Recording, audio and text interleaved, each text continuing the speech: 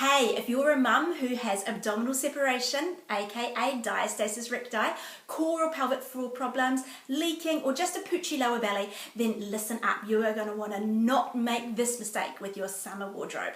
Now, I've been out and about looking around at the shops on my way to work today, and I walked past a shoe shop and all I could see was the wrong kind of shoes for most mums. What am I talking about? I am talking about little slip-on shoes. Aren't they pretty? They've got diamonds and things on the top. Really nice, really tempting. They're great as mums when we're running in and out with the kids. We can slip them on and kick them off, but they are actually going to be doing you some damage in your core and pelvic floor if that is what you are trying to heal. Now, problems with this shoe. If I lay it flat on my hand, you can see that the toe is kicking up. Now, this is something called toe spring. What that is going to do is actually lift your toes up just a little bit. And when we lift our toes up, there's something called the kinetic chain in our body. We're taught in school that this is a bicep, this is a chest muscle, and they work pretty much independently of each other. But actually, the body is more complicated than that. If you are lifting up your toe, then you can follow the kinetic chain up through the arch of your foot, through your leg and inner thigh, into your pelvic floor and your deep core stabilizing muscles. So if you're lifting your toe all the time, we're actually turning those muscles off. Now that is going to make sure that that poochy lower belly or diastasis stays there instead of being active, helping support us and helping to heal.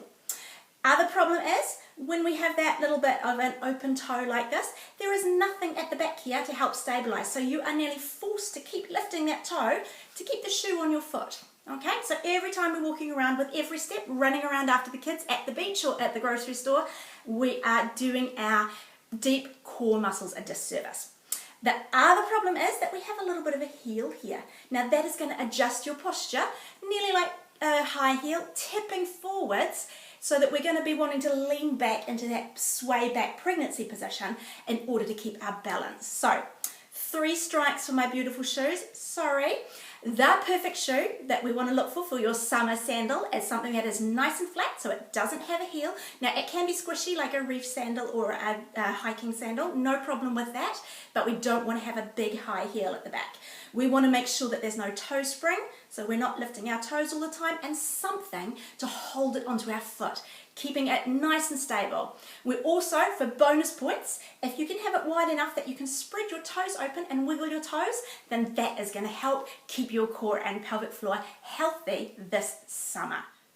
If you want some more simple and easy tips that are going to help you heal your core and pelvic floor without exercising while you're running around with the kids this summer, then comment below and I will send you a link to a great resource with more tips like this that can make the difference between healing or hanging on with those problems and not seeing any results.